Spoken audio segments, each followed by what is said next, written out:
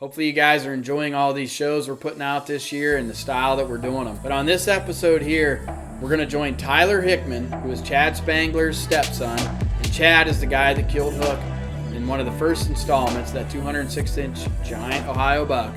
Well, now it's Tyler's turn. The funny thing is Tyler actually passed up Hook the year before. So this proves to you what good management can do. You know, after Tyler passed, and one season goes by, this deer turns into 206 inches. So it's really cool to see a young man like this following along with the management aspect of what Chad's trying to do on his farm. And now he gets to reap the benefits himself as Chad films him shoot a great buck with a shotgun. Whitetail Edge is brought to you by Black Widow Deer Lures, Redneck Blinds, Rocky, Antler King, Rogue Bowstrings.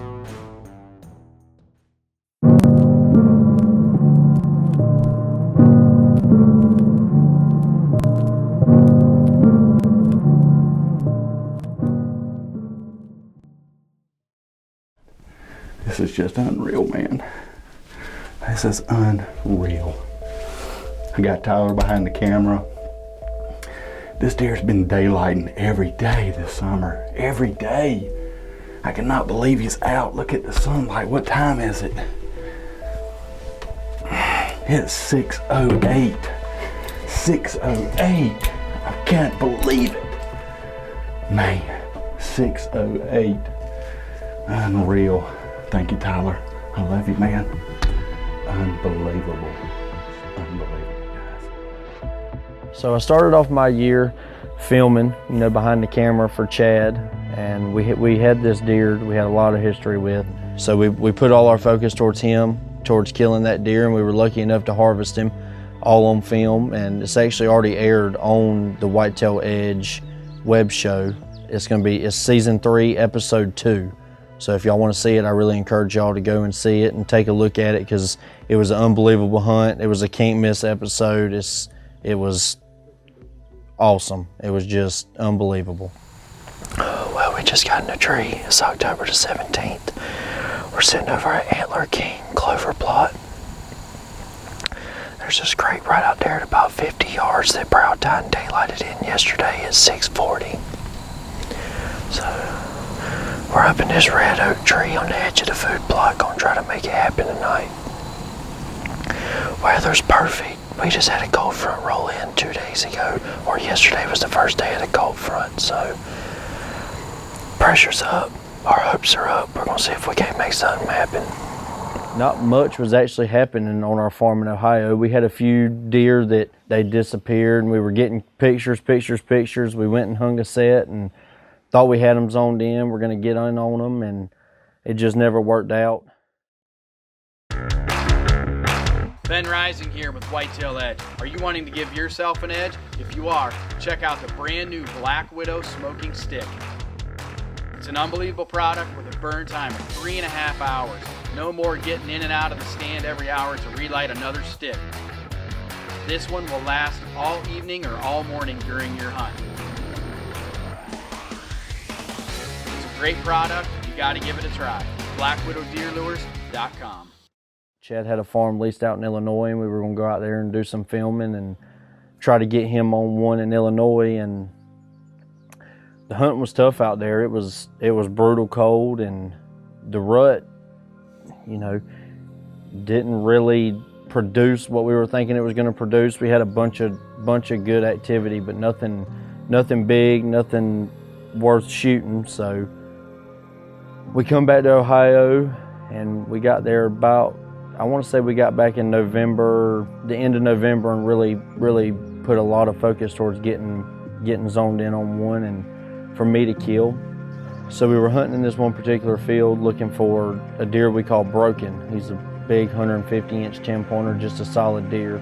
We got a lot of daytime encounters with him, a lot of daytime activity, and thought we had a pretty good chance at killing him. And actually that deer we call Bull had stepped out into the field, and I kept begging Chad. I said, let me kill him, Chad. I said, please let me kill him. We knew he was only probably 4.5 from the previous pictures we looked. We didn't know if he was 5, but we knew from killing Hook, we gained a lot of knowledge knowing that if we let him go one more year, he's going to be something special. So we elected to pass, and I had to watch him at 55 yards with a gun walk out of my life. And you know, we always think about next year. We actually never saw the big 10-pointer we call Broken until about December the 15th. I think we had one good encounter with him. He was up on the top of another ridge, and we could see him with the binoculars, and he worked his way down, and bedded down about 75 yards away from us. I had him bedded down, knew exactly he was going to come right into the creek bottom right below us, and thought we'd had a really good chance of getting a shot on him.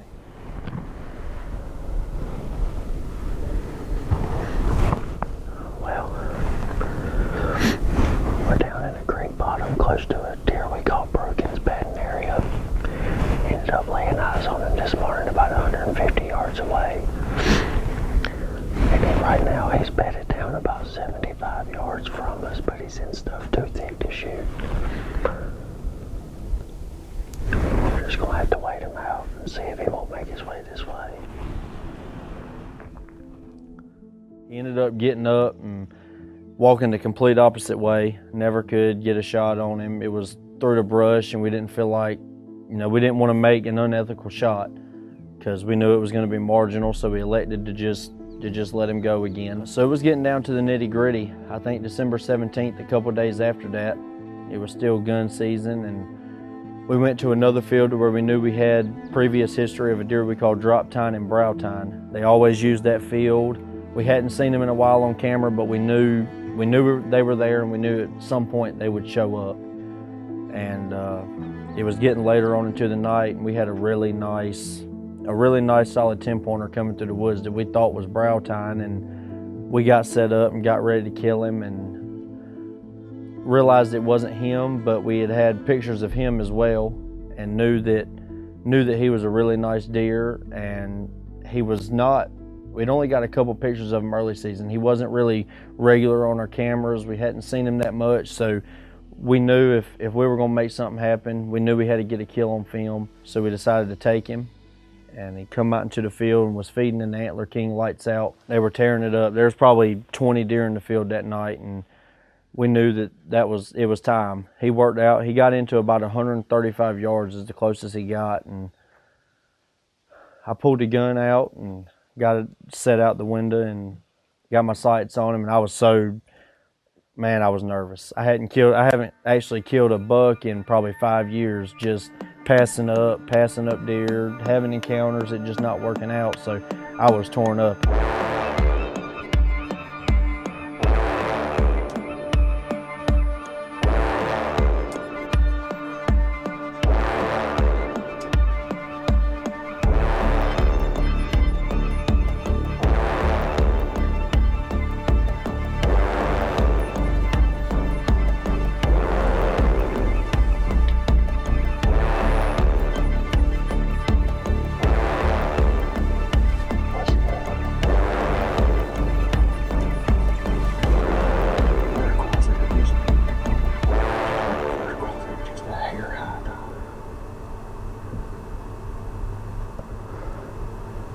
Let me know when you're ready. Ready.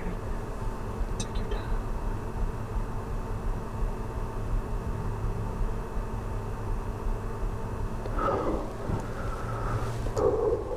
Come on, Tyler. Calm down, buddy. Just take your time.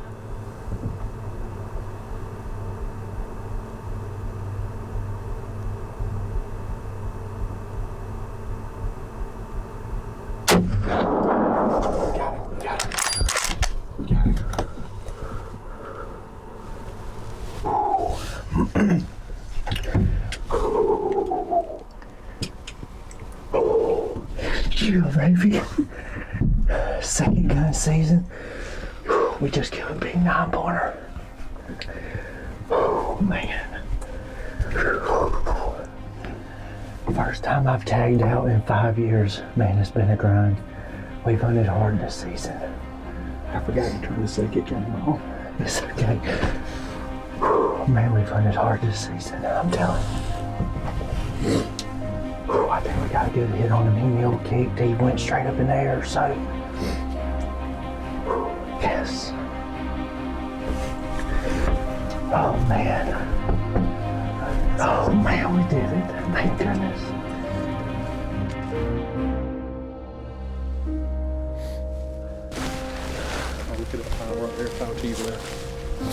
Oh, my God.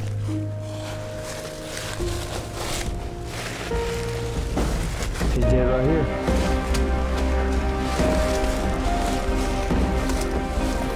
Oh, man.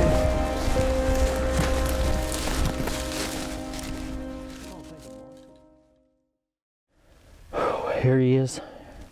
That was a pretty tough drag out. It took 3 of us to get him up out of there. That was a pretty steep hill, but we made a perfect 135-yard shot on this really beautiful 9-point. As soon as he come out in the field, we knew he was a shooter. He's 4.5 years old. We usually like to wait until he's about 5.5, but it's getting late in the season. It's getting tougher and tougher. We ain't getting many pictures of the real big ones that we wanted to kill, so we knew we had to put one on the ground. It was now or never. This Antler King lights out food plot worked perfect. We saw 8 different bucks this evening. He was probably the most likely the biggest one. We knew he was the most mature. That was our main reason in killing him. But 8 different bucks coming and eating on these oats. He actually, he still has oats in his mouth. So if that doesn't tell you anything, it's been one tough season. We have grinded it out morning after morning, afternoon after afternoon. Finally got it done on the second gun season here in Ohio. So we're proud of him. He'll look good in the back of the truck. So stay tuned for the next episode as we go into the saga of Kyle and Caitlin. What a deal we got here, because this is a strange hunt. And if anybody's ever watched Whitetail Edge in the past, you know that we were on a deer last year that we called Caitlin, and we weren't sure if it was a girl or a boy. It was a buck in full velvet all through winter. Well, stay tuned, because you're going to get to see it in the next episode.